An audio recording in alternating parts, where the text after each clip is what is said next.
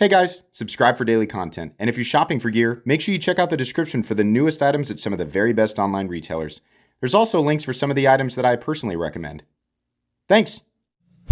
What's going on YouTube? Metal Complex here, and today I've got another short little unboxing video to share with you guys. Something from ProTech. This actually came directly from ProTech. They reached out to me on Instagram and they said, hey, we have a knife that I think you're going to like, and one that actually is a little bit lower price than what we typically see from ProTech. That's going to make a lot of people happy, especially considering ProTech's quality and the fact that they're made in the USA. So thank you so much to ProTech. I have not opened this up. We're going to do that together today. Today's video is just an unboxing and first impressions. Thanks to my patrons for supporting me.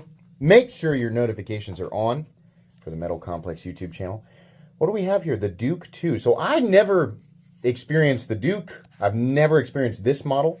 This is apparently DLC and Magnacut. It's going to be on the smaller side, more of a, like compact EDC sized auto, which is not typically what, I've seen in the past from ProTech. I think like the Runt and maybe one other one I've experienced that were on the smaller side. So for people who are either limited because of laws, right? I mean, if you live outside the USA, well, like all of your knife laws are probably crazy.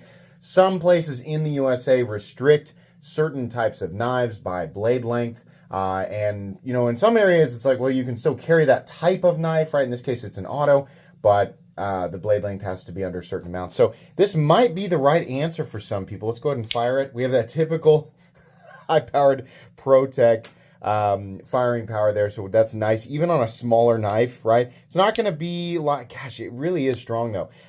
It's not going to be quite as powerful as something like their full-size Rockeye, but still very powerful for such a small auto.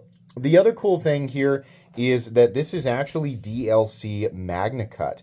I expected, like looking at the price tag, I expected to see like 154 cm, which is fine, right? But Magnacut is, I think we can all agree, a far superior steel. And I believe ProTech is also getting their heat treat correct on that as well. So the base price of this knife, I don't know how much more you pay for the DLC, but it is DLC. The base price of this knife, which is non-coated Magnacut, I think is about $190. Now, that's a lot of money for a pocket knife, but when you consider the fact that they're made in the USA, the fact that they're using Magnacut, right? It's probably not that much more for the DLC version. I think that's pretty impressive. You have to, want a smaller knife. And for a smaller knife, I'll tell you guys right now, this is a 3-finger knife. I prefer to carry knives that I can get a full grip on, but for a 3-finger knife, ergonomically, it's pretty good. Pocket clip, I think this is a pretty common, like a pretty typical ProTech pocket clip. It's kind of straight, it's a light taper, dips down, and then comes up and over with a little bit of that Loch Ness Monster bill there. But in and out of the pocket, I mean, I'm in athletic pants today, it's totally fine. Oh, we got a little bit of, extra goodies with that one there. But yeah, in and out of the pocket, this is even going over a zipper here, and it's not really getting caught in a way that's bothersome. I would say jeans or cargo pants, no problem. Regular athletic shorts, without a zipper, which I know nowadays, like they all seem to have zippers. That drives me crazy. I mean, why? Not to go on a tangent, but it's like, why? Why do all the pockets have to zip up? I'm good with just gravity keeping that stuff in my pocket, but I don't know, maybe people find themselves upside down a lot more these days. I have no idea, but I can't stand zippers on pockets. But anyways, seems fine. We have a general like seam construction there. Looks like your typical, these are Torx back here. These are going to be hex, and the pivot's going to be hex. I really wish they would change, to a Torx there.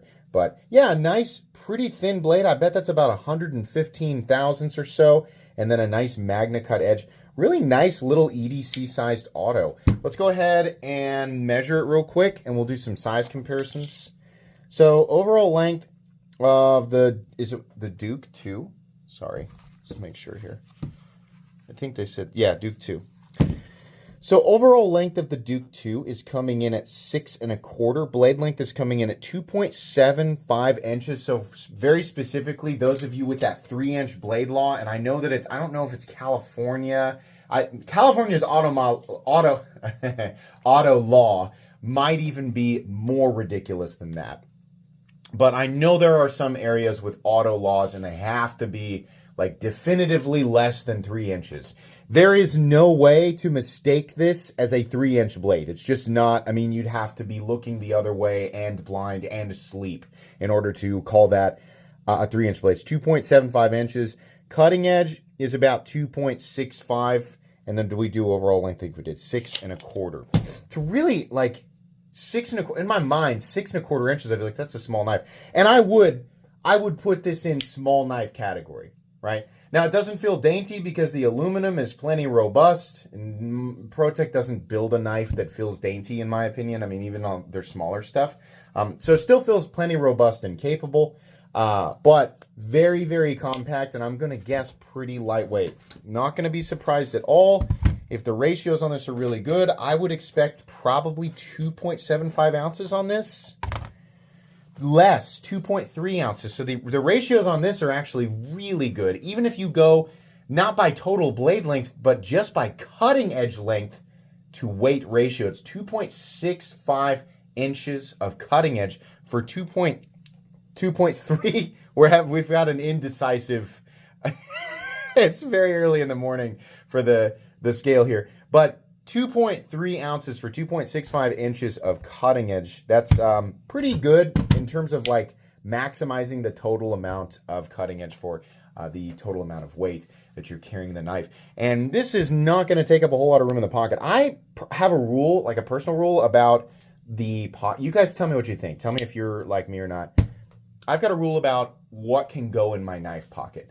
And typically it is only a knife. I cannot, even if I have room for other things, I cannot stand to put anything else in my pocket other than the knife, right? If I'm carrying other things, it goes in the other pocket, or, you know, I'm a lame cargo shorts kind of guy. And I do that so that I can have room for other things and my knife can just have the pocket. But this knife is so compact that I could see myself breaking that rule periodically for something like this. There's just a lot of additional space left over in a normal pocket when this is what you're carrying. So that's pretty cool. Let's do some size comparisons. What do I have up here? I have the Magnacut Moyarl. We have the NAF Slander. That's the large one. We have, is that the CJRB? Isn't it a tree or something? I forget the name of this one. Like sometimes it's sometimes I feel like I could never forget it, and then other times I feel like I can't remember it at all. And then we have Migron's version of the Bug Out. Let's do the Vosteed Raccoon. I forget the name of that one as well. And how about the Vosteed Porcupine? There we go. Just stuff that's out on the table today. Civivi Vision FG. There we go. So it is definitely on the smaller side, but still plenty capable. I think a knife that many people enjoy, especially at that price. Now, you know, inevitably we'll have people say it's too small for $200. There are so many other factors besides the size of the object. Size plays a role in terms of the total amount of material used, and there are certain isolated situations where you could say definitively that the size of this object is going to dramatically reduce the cost versus, right, making the same. Like if you made this knife out of, you know, D2 and G10 and it was this big and it was made in China, right? And then it's the exact same thing, but it's 10 times larger. Well, then, yeah, then the price is going to be substantially lower for the little tiny guy versus the big one. But in this case, you still have to factor in ProTech's quality, the fact that they're using Magnacut, the fact that they're manufacturing this in the United States, which is very, very expensive, right? So if those are elements that are important to you, then you will see value in it. Other people, if you don't specifically value those elements, or, you know, especially if you're not into smaller knives, then it's not going to be for you. But I think that this is a good spot for them to, you know, consider making knives at this size, because there are plenty of people out there who do want that, you know, number one, an automatic, number two, an American-made knife from a company who's got a really, really good track record, and they, you know, are still trying to be as budget-oriented as possible. Like, yeah, there's absolutely a market there. So this is cool, and you guys can expect a full-length review down the road, but that's going to be it today. So links in the description for this guy. I think we'll probably do Blade HQ. Please Make sure to follow me on Instagram at metal_complex. If you enjoyed this video, leave a like. If you'd like to check out my other content, I do, of course, have lots of videos of knives that are either expensive or inexpensive that I do or don't like, so check those out. And if you enjoy all my content, go ahead and click on that Metal Complex logo right there and subscribe because there's definitely more coming. Thanks again for watching, everybody, and have a great day.